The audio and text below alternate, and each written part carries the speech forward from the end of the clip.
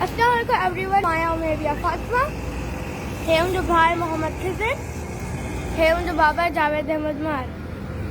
त जीअं त असां हेठि घर में रहंदा हुआसीं, असां वटि तॾहिं बि बाग़ हूंदो हुयो। जो असां एनवायरमेंट लवर्स आहियूं, असां मथे घर में आया आहियूं, तॾहिं बि बाबा हिकिड़ो असांजा प्लान ठाहिया आहिनि। त पोइ हिते हिकु ड्रिप एरीगेशन जी लॻल आहे। त पुछो ऐं कीअं कमु कंदी आहे, इहो असां हाणे बाबा खां पुछूं था त कीअं कमु कंदी आहे, थोरो एक्सप्लेन तव्हां कयो। अस्सलाम वालेकुम। ही बाबा असां पंहिंजे घर में ड्रिप इरिगेशन सिस्टम लॻायो आहे। ही ग्रेविटेशनल फोर्स ते कमु कंदो आहे।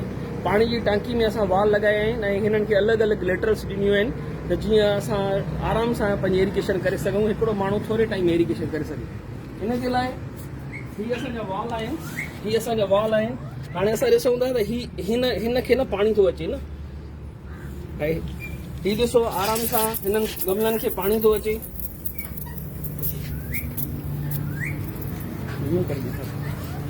हे एक्चुअली 40 LPS जो ड्रिपर आहे, पर इन जे लाइ वधीक हयो आहे इहो असां वॾो पाणी जेको आहे सो आराम सां थोरे टाइम में जल्दी इरिगेशन करे सघे। जीअं हिकु ॿ जेको आहे सो मिंट में माना आराम सां गमलनि खे इरिगेट करे सघे। हीअ असांजो आहे। हिन खां पोइ असां हिन 40 LPS जे ड्रिपर खां पोइ असां हेॾे लॻायो आहे हिन पासे में।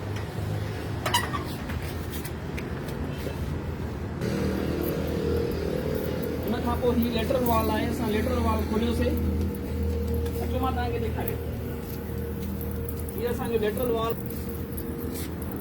वॉल खोलियोसीं त हिन तरफ़ पाणी वेंदो। हाणे असां छा कंदासीं, ही लेटरल वॉल ही ॿियो था खोलियूं।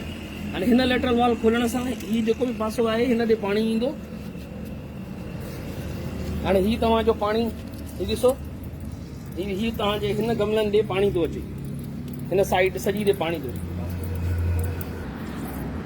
ऐं ॾिसो त हिकिड़ो सिर्फ़ु हिकिड़े थोरी मिकेनाइज़ सिस्टम सां असां केॾो प्रॉपर जेका आहे असां ड्रिप इरिगेशन करे सघूं था ऐं पंहिंजे हिननि खे ॿूटनि खे पाणी ॾेई सघूं था।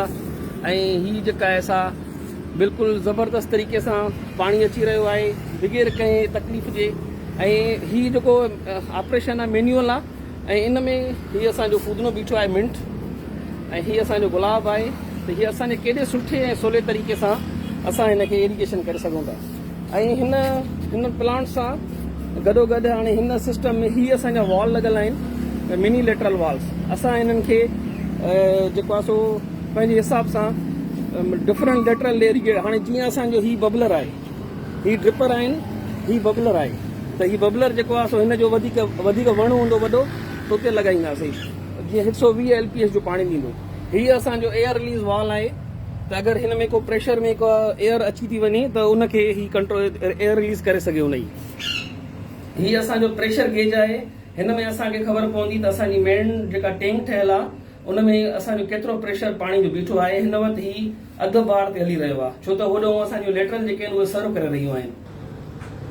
ऐं ही आहे अभी उमें ॿिया। ही ॾिसो मथे असांजूं जेके कुंडियूं पयूं आहिनि उते बि पाणी वञे थो, बिकॉज़ असांजो टैंक अञा मथे आहे, उनजे करे हिननि ते पाणी आराम सां पहुची सघे थो।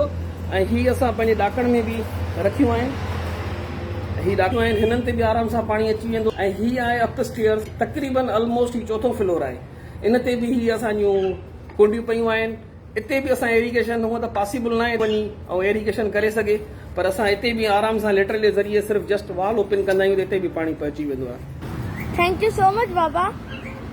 हाणे त मां तव्हांखे ॾेखारियां थी, हे असांजी मिटी आहे जंहिंमें असां गेम खेॾंदा आहियूं, जंहिंमें जॾहिं असां मिटी में खेॾंदा आहियूं त असांजी सिहत बि सुठी थींदी आहे। Thank U.